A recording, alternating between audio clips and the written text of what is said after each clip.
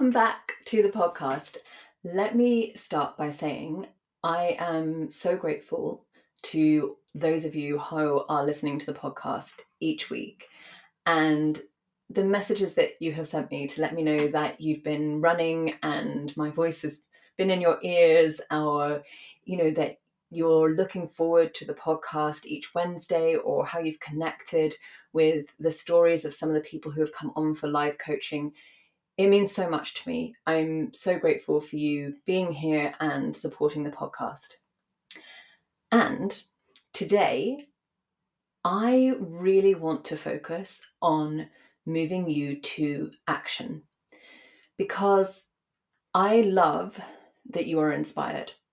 I love that you are moved by other people's stories. I want you to feel hopeful for what is possible for your careers.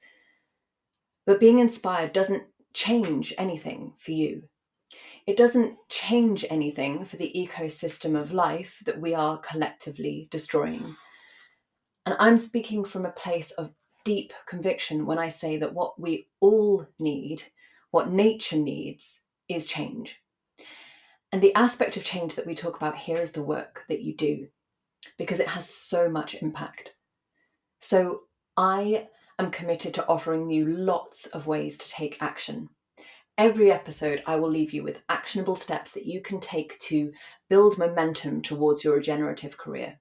So please, as you listen, take notes, take this seriously, do the homework. If you're running with me in your ear, get home and take a few notes on how you're going to actually put into practice what you've heard on the podcast.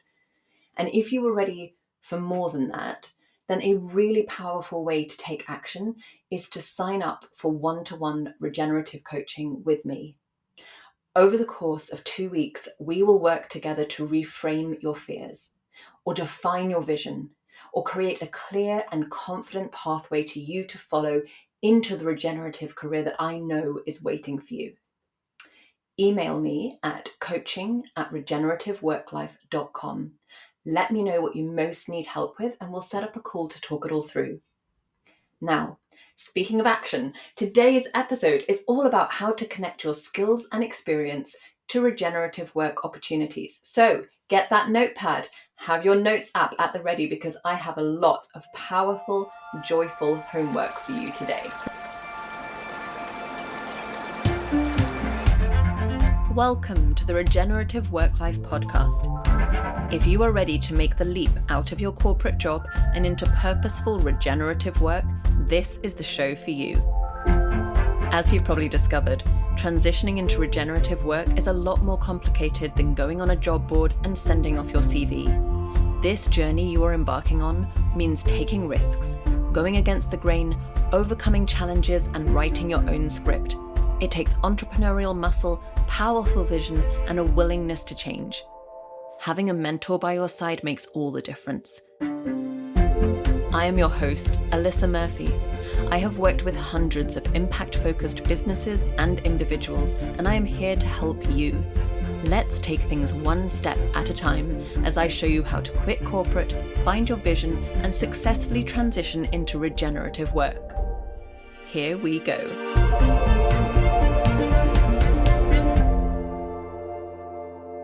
When I first started exploring the idea of regenerative work life, and when I realized that what I really wanted to do was to help people who felt stuck in corporate careers to quit those jobs and align their careers with nature, climate, and community, it became clear to me that there were two main fears that held people back from taking that leap and making those changes.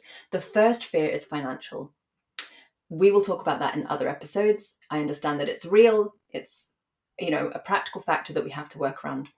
The second fear was that they didn't have the right qualifications.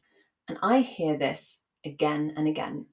I hear it from people who are clearly extremely capable, very intelligent, often are at a very high level within the career that they're already doing, within the organization that they're in. They're very, very accomplished.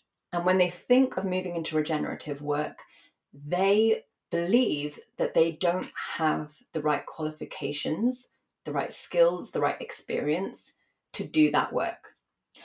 I want to address that fear today.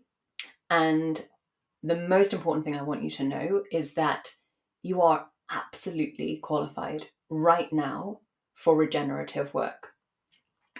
Before we get into this, let me tell you a story from my life that might help to put this idea of being qualified into perspective, because I know a thing or two about not feeling qualified. So, I started my career as an actor. You may not have heard that before. So that's what I wanted to do my whole life. And I was very lucky and I got into an amazing drama school and I got a degree in acting. Haha. I'm laughing because of all the useless qualifications. And I got an agent and I did good work on stage and screen. That was what I was doing. Until I was offered a very surprising opportunity. From a sort of series of happy, unexpected accidents, I was offered the opportunity to be the CEO of a startup in the clean energy space, specifically in carbon capture and storage. I mean, I really cannot think of an opportunity more outside of my skill set and experience to that point.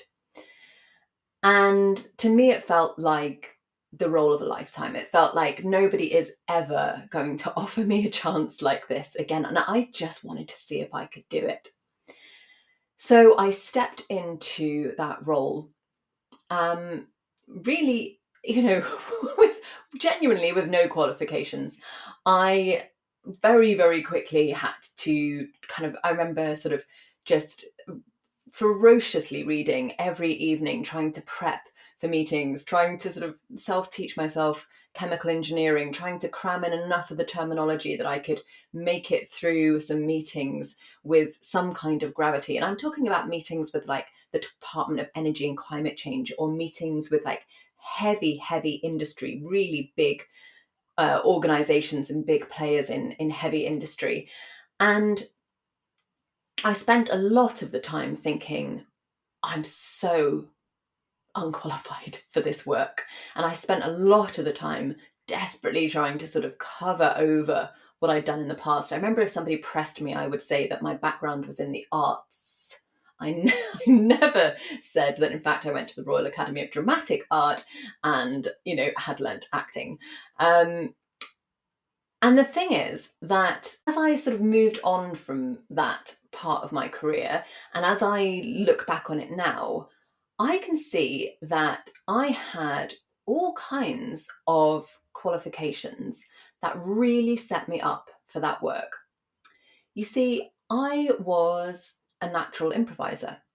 I knew how to step into very unexpected situations and put on a role and play a role and do it with confidence. And that was actually one of the most important things in that work that I was doing. Everything we were doing, we were kind of making up as we went along. We were a startup in a kind of very established space, and it needed somebody who could step into those roles and respond to whatever sort of circumstances or questions were thrown at them with confidence. And I was able to do that because I knew how to improvise. I was also a natural communicator, a natural storyteller, and a big part of the work that I did there was running a really major PR campaign to try to put our technology and our company on the map. So I knew how to do that. And I guess I had a way of enrolling people into a vision. I was used to doing work where you create a world, you create a story, and you bring people into that, and you have to get people to, we often use this phrase actually in theatre, like suspend their disbelief and believe that even though they can't see a full set on stage and there may just be one prop, that they're inside of that world. And I was really good at doing that. So I was able to get these sort of very serious, hardened, long-term industry people to suspend their disbelief that there was a different kind of technology constellation possible, or that this little startup deserved a seat at the table, and I could enroll them in this vision that we had for the part that we were going to play in a clean energy future. So you see, my feeling about not being qualified was really just about my sort of linear and rational understanding of what was required for that role. I thought, I needed to be a chemical engineer, or I needed to have an MBA. And the fact was that there were a lot of people who had those kind of qualifications and they were able to do their part very, very skillfully. But I brought something completely different to the table. And that's what I want you to really understand when you think about moving into regenerative work. You have something unique to bring to the table. You may not be an expert in soil conservation. And yes, if you wanted to sort of do pure soil conservation, you would probably have to study, go back to school, do extra training. And that is a choice if you want to take that route. But there are all kinds of other skills that are required around soil conservation projects. There are the people who are going to communicate about those projects, the people who are going to bring financing into the projects, the leaders who are going to build organizations and teams around these projects, the connectors, the people who are going to get different types of organizations or skill sets to work together. Do you see? There is so much open possibility when we think of regenerative work. It is not a handful of just the sort of maybe obvious titles that spring to mind when we think maybe about something like regenerative agriculture, when we might think, well, I don't know anything about agriculture. There are so many ancillary roles surrounding these projects. And our perception of regenerative work needs to widen out, because it's not a little niche, it's not a little sector, it's a wholesale change in how we organize our economies. So everybody is welcome. All skill sets are required to make this happen. Okay, so with that context, let's get practical. This is the point where I want you to be taking your notes, please, or, if you need to do that mentally. However, I really want you to focus in on these 3 action steps that I'm going to give you. So the first step, I want you to list your current skills and strengths in plain and simple terms. So I need you to shift out of the CV mindset. If you have ever, I'm sure you have, you've read your own CV. I've read a lot of CVs because I used to employ people, and they are just written in this kind of alien language. It's this corporate speak that we kind of come to accept as normal. But if you were to take one of those CVs and go and just, read it to a child, they would have absolutely no idea what you were talking about. So that is my challenge for you. I want you to write about your skills and experience, not thinking about a CV, not thinking about a potential employer, not thinking about a LinkedIn profile, just in its purest terms. What are you good at? What can you do that many other people can't? What are your special skills? What are the things that you see, or that you're able to piece together, or that you're able to bring to the table that are not, you're not going to be the only person who can do it, but that feel kind of really unique to you? And I don't want you to use any corporate language. I don't want you to use any sort of floaty, esoteric wellness language. I want you to use plain and simple terms, and really think about, if I were explaining this to a child, how would I say this to a child? Like, I might say, I'm really good at telling stories. And when I tell stories, people really believe in the worlds that I'm telling them about. Do you see? That's a way of what I was just telling you earlier that I was good at in that role, but I've made it so clear and so simple. And the reason this is important is then we strip back all of our kind of corporate conditioning about how we understand what we are good at and our skills and experience, and we get to the real core essence of it. And that opens up new possibilities. That's how they really become transferable for us, when we see them as sort of pure building blocks that we can bring to new roles, to new businesses, to new opportunities. So do this for yourself. Okay, it's going to become eventually an entirely new way of thinking about your CV and of talking to people about what you're good at. But right now, I just want you to write it down in really simple terms. Okay, step number 2. I want you to write your true and beautiful story about where you are in your career right now.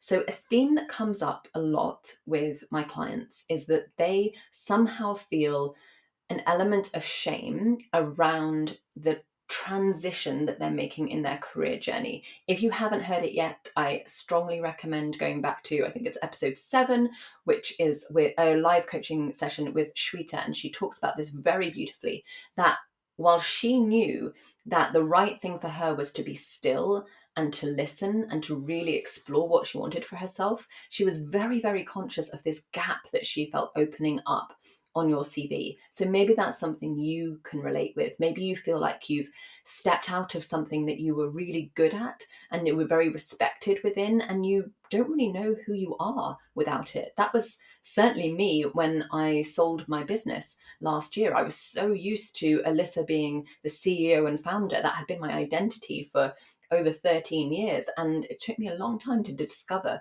who I was without that title. And a lot of people worry about the lack of continuity and how on earth they're going to explain this extended break in their career. So I want you to know that Earth, nature, knows all about pausing before growth. That is how growth happens in nature. Think of a bud over winter. It forms right at the beginning of winter, and then it just sits there, and to the outside looks like it's doing absolutely nothing until spring, when it just suddenly blossoms and there is so much life and so much abundance. So if you are in this transitionary period, whether you've actually already taken the step of stepping out of corporate, or you're before that stage and you're worried about what is it going to mean that I have this pause or this shift or this change, I need you to know that that is how real change happens. There needs to be a pause first. There needs to be a stillness first. And the way that you can find some comfort in that is by telling this true story about why you're making that change, about telling this beautiful story about why you're choosing a pause, a conscious pause in your career. And when you really tell that story and you dig into it, you're going to find that you uncover your regenerative why. You're going to find that you really get to the substance of why this is important to you and what it is that you're seeking.